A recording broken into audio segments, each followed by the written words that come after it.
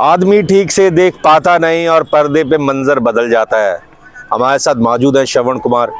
Cricket की जो यात्रा थी 1969 में शुरू की और आज 2025 में हम मैदान में मौजूद हैं। 1969 से 25 तक का सफ़र, क्रिकेट मैदान, परिवार, नौकरी और बहुत कुछ। कैसे देखते हैं इस सफ़र को सर आप? बहुत बढ़िया देखते हैं। अच्छा है, जब हम बच्चे थे हमें खेलने का शौक़ था, हम अपने सीनियर लोगों की बोलें उठा उठा के लाते थे। बाद में हमें थोड़ा सा मौका मिला, हमने देखा कि अब खेलने का मौका है तो हमने अपनी टीम बनाई। हमें खिलाते नहीं थे बड़े वाले, मतलब सिर्फ फील्डिंग ही खिलाते थे। तो हमने अपनी टीम बनाई, अपने बराबर के बच्चे इकट्ठे करे और टीम बनाई और खेलना शुरू किया। बस वहीं से शुरुआत हुई ऑर्गेनाइजेशन की, टीम इकट्ठा करने की, खुद खेलने की जो भूख थी वो बढ़ती चली गई। उसी के सहारे आज 56 साल हो गए क्रिकेट में। मिट्टी, मैटिंग और साइकिल, ये 3 शब्द ऐसे हैं जो कि आपके क्रिकेट कैरियर से जुड़े हुए हैं। भाई देखो, मट्टी में तो सारी स्पोर्ट्स से जुड़ी हुई है। अब मट्टी, उस मट्टी तक पहुंचने के लिए, ग्राउंड की मट्टी तक पहुंचने के लिए साइकिल की जरूरत थी। साइकिल के ऊपर ही सारा ट्रांसपोर्ट होता था, साइकिल पे ही सारा सामान लाना ले जाना होता था। ना पहले लोगों के पास गाड़ियाँ होती थी, ना ऐसा कोई स्कूटर वूटर। हमारे ज़माने में आज 56 साल पहले तो साइकिल भी बहुत बड़ी चीज़ होती थी। साइकिल के ऊपर ही सब कुछ चलता था। इसीलिए साइकिल, मट्टी, मट्टी का ग्राउंड और बैटिंग एक पिच होती थी, मैट पे लगा के खेलते थे। तो वो अलग ही एक, उस ज़माने में ये इतने बड़े नेट नहीं होते थे, टर्फ विकेट नहीं होती थी। टर्फ पे तो खेलते हुए लोग डरते थे, पता नहीं क्या था खेलेगा, कैसे आएगी बॉल। हमें अच्छा तरह याद है कि हम पहले कहते थे यार और फ्रंट फुट पे खेलियो, फ्रंट फुट पे खेलियो, बैक फुट जाएगा तो एलबीडब्ल्यू आउट हो जाएगा, बोल्ड हो जाएगा, ये हो जाएगा। अब बच्चा जब पैदा होता है, चेंज इतना आ गया है कि अब बच्चा पैदा होता है तो सीधा ही जाके टर्फ विकेट पे ही खेलता है। ये बहुत बड़ा चेंज आया है और इम्प्रूवमेंट आई है, नॉट चेंज। मैं इसको इम्प्रूवमेंट कहूँगा। फैसिलिटी इम्प्रूव हुई है। पहले एक नेट नहीं होता था, अब हमारे पास 6-6, 7-7 नेट है बच्चों को प्रैक्टिस कराने के लिए। आपके दौर में जेब खाली होती थी लेकिन इरादे बुलंद होते थे। जेब तो इसलिए खाली होती थी कि एक आदमी कमाता था और सारी फैमिली खाती थी। तो एक आदमी जब कमाएगा, सारी फैमिली खाएगी, तो जेब तो खाली होएंगी। फिर उस जमाने में इतना पैसा था भी नहीं, तो फिर भी ऊपर वाले ने हमारा साथ दिया। हम दिलेर आदमी थे, जो होता था अपने पास सब बच्चों के ऊपर खर्च करते थे। ऊपर वाला ने भी देता रहा, हम करते रहे। ये तो एक अपने अंदर से भावना होती है कि भाई किसी की हेल्प करनी है, क्या करना है क्या नहीं करना, कोई सिखाता नहीं है ये। यहाँ से अब थोड़ा सा चेंज करते हैं। 3 दोस्तों की कहानी लेकर के आते हैं बातचीत में। स्वर्गीय तारिक सिन्हा सर, प्रमोद जैन और श्रवण सर, इसके बारे में क्या बताएंगे हमारे दर्शकों को? देखो, मैं जब खेलता था तो एक हमारा मैच हुआ आपस में, सोनेट वर्सेस मेरे मोहल्ले की टीम थी। हीरो क्लब मेरा नाम था टीम का। मेरा एक दोस्त है सुरेंद्र खन्ना, वो आज भी मेरे को हीरो के नाम से बुलाता है। तो वो टीम, कहना क्या मतलब है कि वो ऐसी यारी दोस्त, वो हमारा मैच हुआ, हम जीत गए, फिर हम इकट्ठे हो गए। उन्होंने कहा यार इकट्ठे हो जाते हैं, चलो हम इकट्ठे हो गए। हमने जब इकट्ठा शुरू किया तो हमने पीछे मुड़ के नहीं देखा कि भाई हमें कोई किस चीज़ की कमी महसूस हुई हो। तो ये एक अचीवमेंट थी हमारी। अभी मेरी थोड़ी टाइम पहले प्रमोद जैन जी से बात हो रही थी, उन्होंने बताया कि सोनेट क्लब की स्थापना कैसे हुई।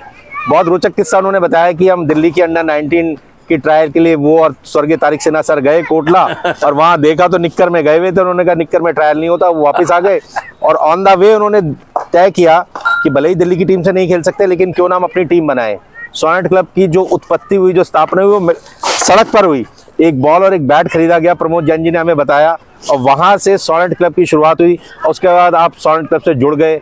आप तीनों ने मिलकर के बहुत ही शानदार काम किया। भाई एक्चुअली में क्या, रोहतक रोड पे हम पहले रोशनारा में गया, इनकी प्रैक्टिस वो देखे मैंने, मट्टी पे हो रही थी एक पेड़ के साथ। मैंने कहा यार ऐसा तो मैं रोज़ ही खेलता हूँ घर के पीछे पार्क में। तो इन्होंने इम्प्रूव किया।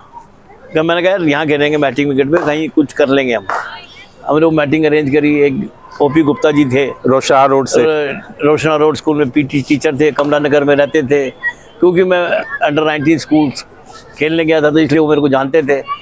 उन्हें पता लगा ऐसे ऐसे, तो उन्होंने कहा तू ले जा मेरे यहाँ से मैट, ले जा फ्री में ले जा। क्योंकि उस जमाने हमारे पास 10 रुपये भी नहीं होते थे, अब झूठ क्यों बोले। 10 पैसे हमें मिलते थे खर्च करने के लिए। हम 11वीं पास कर रहे थे तो 1 रुपया मिलता था। अब 1 रुपये में हम मैट कैसे खरीद सकते थे, तो हमने मैट उन्होंने दिया। फिर हमारे जैन स्पोर्ट्स होया करते थे, धर्मवीर जैन साहब, उन्होंने हमारी इतनी सेवा करी, इतनी हेल्प करी। पुराना सामान दे देते थे कि ले जाओ खेलो, फ्री में खेलो, बड़ा उन्होंने हेल्प करी।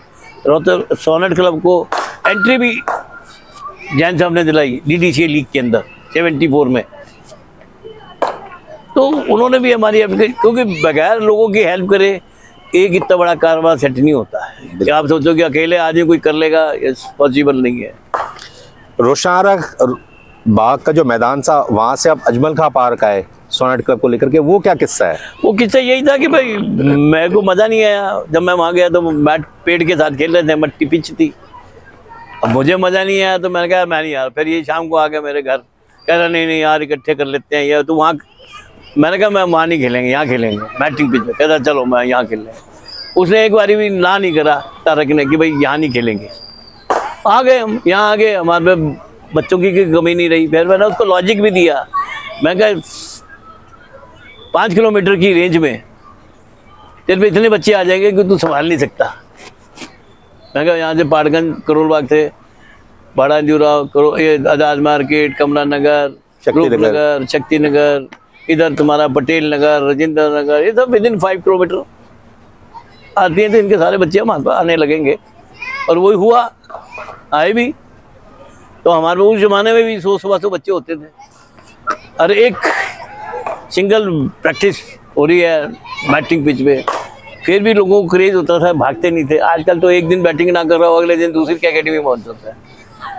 वो डिसिप्लिन उस जमाने में बहुत था, जो आज नहीं है। अजमल खां पार्क और तारिक सिन्हा सर अंबा सिनेमा के पीछे कहीं रहते थे? ये रहते थे बिरला मिल के क्वार्टर्स में।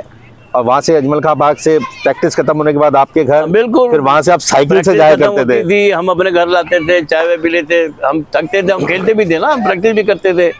करवाने के साथ साथ हम करते भी थे। तो हम थकते थे, घर आके सामान रखा, रोटी शोटी खाई, चाय पी, चल भाई तारक साहब को छोड़ के आते थे। वो साइकिल पे ही हमारी जो है सारी क्रिकेट की डिस्कशन जो होती थी वो साइकिल पे होती थी। टीम कैसे बनानी है, कौन सा टूर्नामेंट खेलना है, खिलाना है, किसको नहीं खिलाना है, और जो बाकी का काम था वो सारा मेरे ही जिम्मे था। बॉल कहाँ से आनी है, बैट कहाँ से आना है, सामान क्या करना है, कैसे करना है, सारा रख रखाव, सामान अरेंज करना, वो सब मेरे जिम्मे था। उस प्रैक्टिस को ऑर्गेनाइज करना, कैसे प्रैक्टिस करानी है। और उस टाइम पे प्रमोद जैन और प्रमोद जैन कौशिक जी भी हुआ करते थे, शक्तिनगर वाले एक कौशिक जी हुआ करते थे। हाँ, वो एक टीम थी पूरी, वो सपोर्टर थे हमारे। कौशिक था, उसके 2-3 और भाई थे, और ये था बना प्रमोद जैन तो था ही। प्रमोद जैन के दोस्त थे वो, फिर वो हमारे भी दोस्त बन गए। डीएवी कॉलेज कैसे जाना हुआ आपका? डीएवी कॉलेज की मल्होत्रा जी ने टूर्नामेंट कराए 72-73 में, 2 टूर्नामेंट कराए। हम 2 टूर्नामेंट जीते। तो जीतने के बाद तारक सिन्हा की नौकरी छूट गई। तारक की नौकरी थी पटेल चेस्ट में, वहाँ पे भी वो रेगुलर नहीं था, मतलब टेम्परेरी था। तो ना उसकी क्रिकेट की वजह से अपसेंट रहती थी, इसलिए छूट गई नौकरी छूट गई। तो घर वालों ने बहुत डांट पड़ी उसको, डांट पड़ी तो करे क्या। बातचीत में मल्होत्रा जी से मिले, मल्होत्रा जी ने कह दिया भाई आजा तू मेरे पास आजा, मैं तेरे को क्रिकेट का कोच बना सकता हूँ। पैसे तो मेरे पास जितने हैं, स्कूल जो कॉलेज दे सकता है मैक्सिमम वही दे सकता है। तो उस जमाने में 5 रुपये डेली, मतलब अगर हिसाब लगा के देखो तो 150 रुपये महीना हो गया। 74 की बात है ये। इतने भी कम नहीं थे कि हम कहें जी बहुत कम थे वैसे, मगर इतने भी ज़्यादा नहीं थे कि हम कहें भैया कि रिस्पेक्टेबल अमाउंट है। बट जब हमने 78 में ज्वाइन किया 5 साल बाद, तो हमारे भी 700 रुपये तनख्वाह थी डेसू के अंदर सरकारी नौकरी, स्पोर्ट्स कोटे में। तो उनकी तो 150 रुपये हम तो थी, हमें लग रहा था कम है। मुझे बहुत लगता था यार 5 रुपये में क्या होगा, कैसे होगा। खैर हमने उसके लिए जी जान लगा दिया। हम उसकी प्रैक्टिस कराने के लिए साइकिल पे रोहतक रोड से डीएवी कॉलेज जाते थे, वहाँ प्रैक्टिस कराते थे, फिर उसको साथ में वहीं से लेके आते थे बिठा के साइकिल पे। वही हमारी साइकिल पे डिस्कशन क्रिकेट की चल रही है, साइकिल पे आ रहे हैं, चल रहे हैं। फिर घर आके हम यहाँ पे आके रोहतक रोड में आके अपना चाय पीनी, रोटी शोटी खानी, फ्रेश हो जाना, थकान उधर जाती। उसके बाद फिर चल देते थे, उसको घर छोड़ के आते थे। आपको रोकूंगा, अपने दर्शकों को बता दें कि सर ने जब डेसू ज्वाइन किया, डेसू में 12-1 बजे तक ऑफिस में रहते थे, उसके बाद साइकिल उठाते थे और सीधा सर को ले जाते थे डीएवी कॉलेज। वहाँ प्रैक्टिस के बाद वहाँ पे पसीना बहाया और फिर वापस आए, डिस्कशन किया, घर छोड़ा और एक और नए दिन की शुरुआत होती थी। क्या समय रहा होगा डीएवी कॉलेज में जो प्रैक्टिस का जो सेशन था आपका, और जब 74 में आपने ज्वाइन किया, उसके बाद डीएवी कॉलेज ने धीरे धीरे दिल्ली यूनिवर्सिटी में अपना दबदबा कायम किया। दबदबा नहीं, पहले तो टीम बनानी थी आउटर कैंपस में, वो मतलब दिल्ली के कॉर्नर पे था उस जमाने में, लाजपत नगर कोना था, वहाँ टीम बनानी, टीम बनाई। टीम बनाने के बाद हम हर बारी हार जाते थे। हमने पूछा यार कि हार क्यों रहे हम? हमने आपस में डिस्कस किया भी हार का कारण क्या है, क्योंकि जब तक हार को एनालाइज नहीं करोगे तो आप जीत नहीं सकते। हमने हार को एनालाइज किया कि हम हारते हैं ड्यू टू अंपायर। अच्छा, उस टाइम पे होती थी गड़बड़े? गड़बड़ नहीं होते थे, एक हमारे सॉफ्ट अंपायर होते थे मिस्टर डीवी पाठक साहब। अच्छा, उनकी डिक्शनरी में एलबीडब्ल्यू था ही नहीं, वो एलबीडब्ल्यू देते नहीं थे। ठीक है, फिर हमने उनको उनकी जगह मैंने कहा यार इसको हटवाओ, दूसरा अंपायर लगवाओ। दूसरा जब अंपायर आया तो हम जीतने लगे तो फिर हमने इंटर कॉलेज जीता। उसके बाद लगातार कई साल हम जीतते रहे। मेरी प्रमोद जैन सर से बातचीत हो रही थी, तो वो भी डीएवी कॉलेज के स्टूडेंट थे।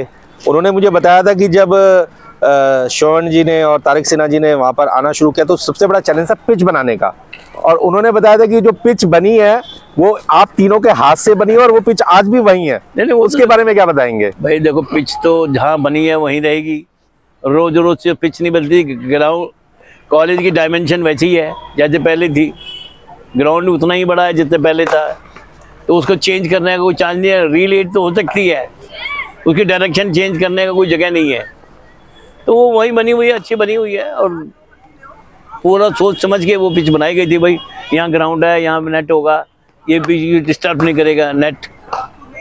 तो वो जब आप कोई सोच समझ के कोई चीज़ बनाओगे तो आपको बहुत देर तक चलेगी। उन्होंने मुझे एक और चीज़ बताई कि कई बार ये वाला सवाल भी उठा कि इस पिच को थोड़ा चेंज कर देते हैं, लेकिन हर बार इस सवाल का यही जवाब था कि लकी पिच है, इसकी पोजीशन चेंज नहीं करेंगे। हाँ, ये तो होता है। देखो जब अब हम अजमल का पार्क में थे, हम कई बार लोगों को कहते थे यार, लोग कहते थे तुम साले खेलते कहाँ हो, वहाँ कौन सी जगह है खेलने की? हम कहते थे जितने वहाँ पत्थर है ना उतने ही वहाँ प्लेयर है, आप जाके देखो, खेल के देखो। हमने खेला तो वहाँ उतने ही प्लेयर हमारे बने, तो प्लेयरों की कमी नहीं रही हमें रोहतक वहाँ पर खेलते हुए कभी भी। और हम दिल्ली के नॉर्थ इंडिया की टॉप टीमों में से थे। एक टाइम में 8-8, 9-9 लड़के खेलते थे दिल्ली की टीम में, 6-6, 5-5, 6-6 लड़के खेलते थे। वो अजमल खां की मिट्टी का दम, मिट्टी का, उस मिट्टी में कुछ ऐसा था, जादू था, जादू अभी भी है।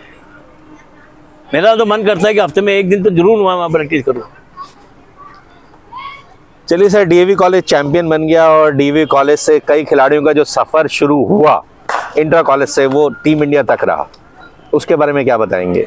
तो एक मैं वो पहले बता रहा हूँ कि टीम होती है, टीम जैसे स्कूल में प्रिंसिपल ना चाहे, मैनेजमेंट ना चाहे तो आपकी स्पोर्ट्स नहीं हो सकती। ऐसे कॉलेज में भी प्रिंसिपल और डीपी साहब जो थे हमारे मल्होत्रा जी, अगर वो ना चाहते तो नहीं होता।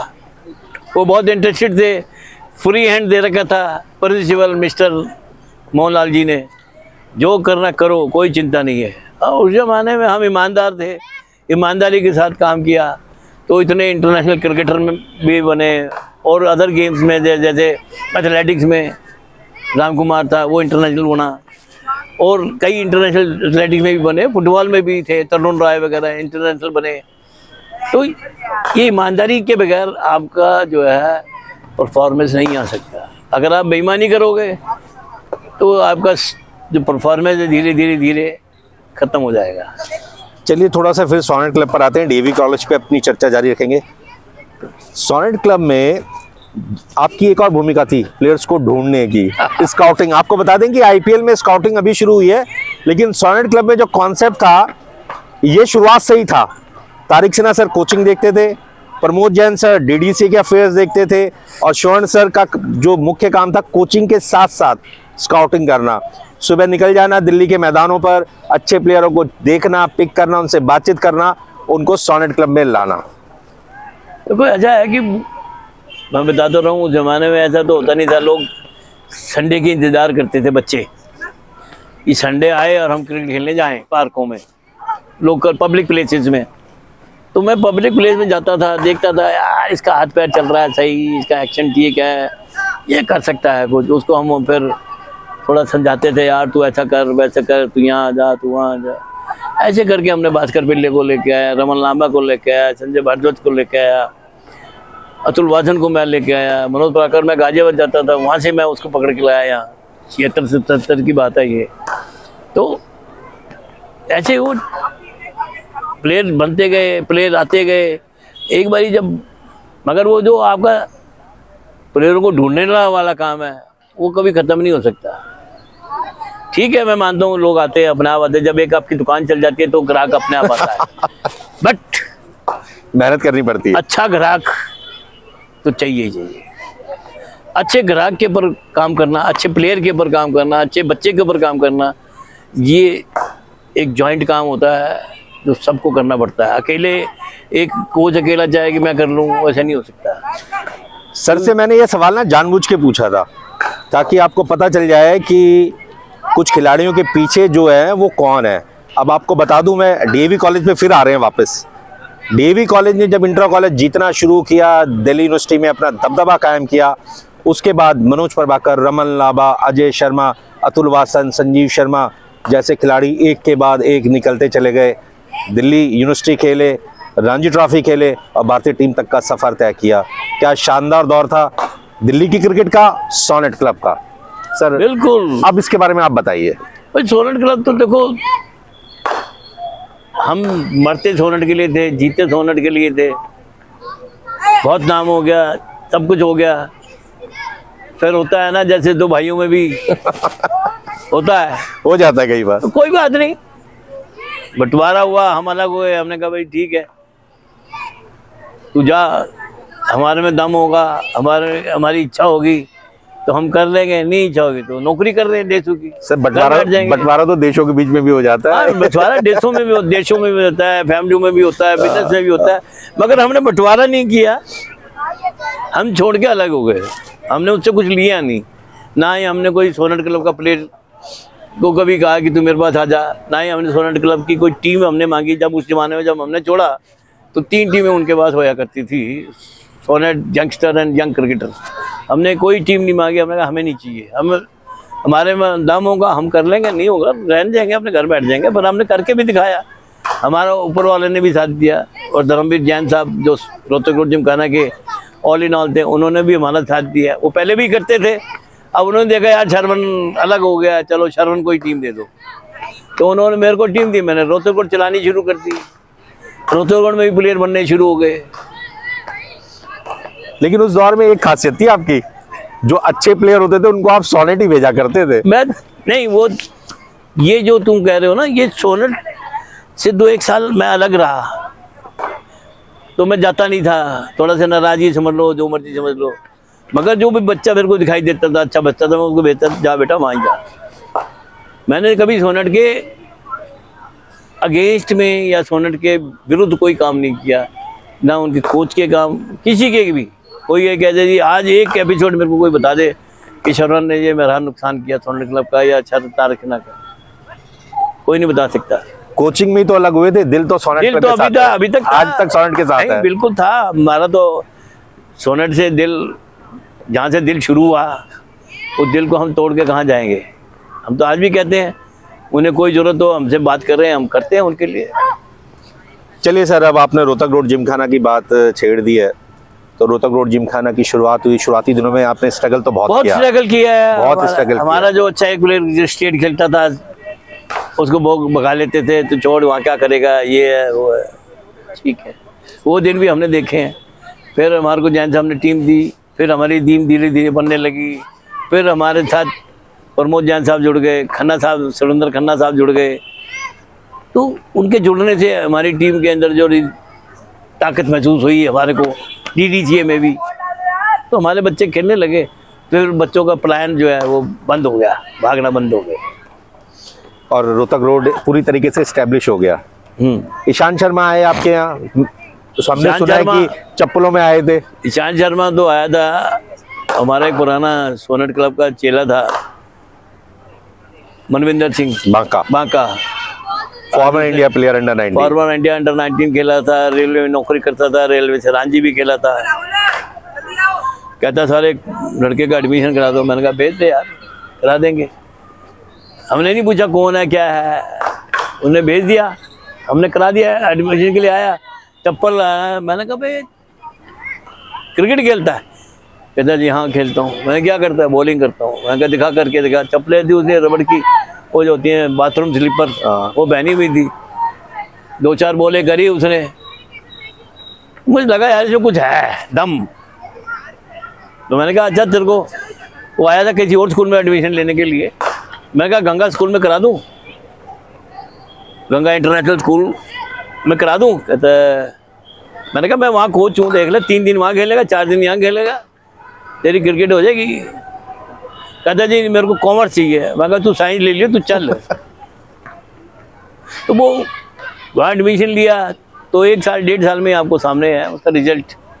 वो कहाँ से कहाँ, उसकी किस्मत जोर मार रही थी, हमारी किस्मत जोर मार रही थी कि भाई कुछ खोने वाला है, और कहाँ से कहाँ पहुंचा। जोगिंदर शर्मा जो T20 वर्ल्ड कप का लास्ट ओवर वाले सुपरस्टार हैं, उन्होंने भी तो काफी टाइम तक आपके यहाँ प्रैक्टिस की है। वो बेचारा वहाँ से आता था, रोहतक से जब हम प्रैक्टिस करते थे DCM रामलीला ग्राउंड में, जो close to Kishanganj railway station था।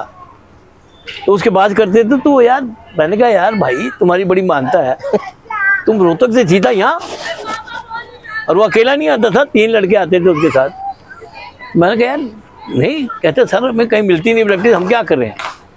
मैंने कहा आओ भैया, फीस, मैंने कहा तुम इतनी दूर से आ रहे हो, यही बहुत है तुम्हारे लिए, क्या फीस मांगूंगा मैं तुम्हारे से यार, प्रैक्टिस पे आ जाएगा, प्रैक्टिस पे करो, यही बहुत है तुम्हारे लिए, फीस कैसे तुम्हारे से? मैं कहा मैं इतना वो नहीं हो सकता कि मैं तुमसे फीस लूँ। रोहतक से आप आ रहे हो प्रैक्टिस करने के लिए।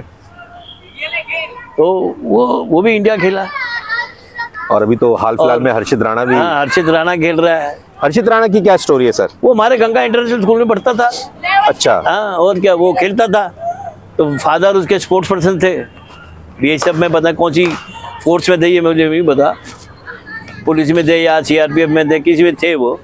वहाँ पे एथलेटिक्स के प्लेयर थे ये हर्षित राणा के फादर। अच्छा। एथलेटिक के प्लेयर थे, तो वो थ्रो फेंकते थे मेरे ख्याल कोई।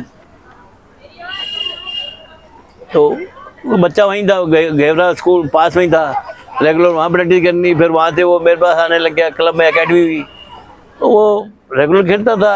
हार्ड वर्किंग तो सारे होते ही हैं, हार्ड वर्किंग क्या तो कहने की क्या कि वो हार्ड वर्क करता था बना, ये सब कहने की बात है, सभी करते हैं, बगैर हार्ड वर्क के तो कोई पहुँच ही नहीं सकता। और थोड़ा सा पार्ट ऑफ किस्मत भी चाहिए जो उसको मिला। वो KKR में गया था। अब एक टाइम में सिद्धार्थ वर्मा की चल रही थी दिल्ली में, मैंने कहा तू वहाँ चले जा, वो तेरे को पुश कर देगा, बीइंग ए जाट, तू भी जाट है वो भी जाट है, कर देगा। कहते ठीक है जी। वहाँ चला गया, वो उसने पुश किया, वो खेल गया। खेलते ही उसको वहाँ चला गया KKR में वो नेट बॉलर था। वहीं किसी प्लेयर को इंजर्ड हुआ, इसको खिलाया, ये परफॉर्म कर गया, उसके बाद पीछे मुड़ के नहीं देखा, इंडिया तक खेल गया। तो 1 लाख का जो ब्रेक है वो चाहिए होता है सबको। आपकी 4 लड़कियां भी हैं जो इंडिया खेली हैं? नहीं, 3 इंडिया खेली है और एक नेपाल से खेली है। यूँ कह सकते हैं कि इंटरनेशनल क्रिकेट खेली है। बिल्कुल। प्रतिका रावल आई थी सबसे पहले, तो उसका फादर लेके आया, वो एम्पायरिंग करते थे क्रिकेट की थोड़ी बहुत। प्रदीप रावल कह रहा सर इसको क्रिकेट खेलनी है लड़की को। जब वो छोटी थी, मेरे ख्याल 4वीं 5वीं में थी इस टाइम। अरे मैंने कहा यार खिलाना, क्या होगा फिर खिलाओ। उन्हें क्रिकेट खिलाई उसको, तो फीस, अब मैंने कहा यार लड़कियों से भी फीस लूँगा मैं, इतना क्या गुजरा नहीं हुआ है। तो मैंने वो तब से लेकर आज तक मैंने किसी लड़की से फीस नहीं ली है, चाहे वो गरीब है या चाहे वो अमीर है, इससे कोई मतलब नहीं है। हाँ, गरीब लड़कियों की हम हर तरीके से हेल्प करने की कोशिश करते हैं, फाइनेंशियली नहीं करते हैं। मतलब कोई सामान चाहिए हो, बैट चाहिए हो, पैड चाहिए हो, ग्लव्स चाहिए हो, जूते चाहिए हो, कपड़े चाहिए हो, सब चीज़ हम अब कोशिश करते हैं उनकी हेल्प करने की। और उसका फ़ायदा भी है। देखो ये सिमरनजीत बहादुर खेली, प्रिया मिश्रा खेली, पूजा महतो खेली, इन पे एक छोटे छोटे कमरों में रहते थे इनकी फैमिलियाँ। पूजा महतो नेपाल से खेली, नेपाल से, तो ये एक कमरों में रहने वाले बच्चे इंटरनेशनल खिलाड़ी बन गए, बहुत बड़ी बात है, एक बहुत बड़ी उपलब्धि मानी जा सकती है। और ये सिमरन भी क्या नाम है, पर्तिका रावल, ठीक है वेल-टू-डू थी, बट इतनी ज़्यादा भी नहीं कह सकते कि हर चीज़ ही उसको अवेलेबल हो जाए। सर ने जैसे बताया कि दिल्ली की एकमात्र एकेडमी रोहतक रोड जिमखाना है, जहां पर लड़कियों से कोई फीस नहीं ली जाती है, फ्री ऑफ कॉस्ट कोचिंग दी जाती है, और जो जरूरतमंद लड़कियां होती हैं उन्हें सामान, कपड़े, इवन लड़कों को भी, और बहुत ही नॉमिनल फीस है। आप देख रहे हैं यहाँ पे अभी भी प्रैक्टिस चल रही है। सर, अगर अब दिल्ली की क्रिकेट की बात करते हैं, आपने दिल्ली की क्रिकेट का वो दौर देखा है, सुनहरा दौर देखा है, जब दिल्ली के एक नहीं, दो नहीं, 5-6 खिलाड़ी राष्ट्रीय टीम में खेला करते थे। दिल्ली का जूनियर में और सीनियर में बहुत जबरदस्त दबदबा हुआ करता था। एक वो दौर और आज का दौर कैसे बताएंगे, कैसे देखते हैं इन सबको? दौर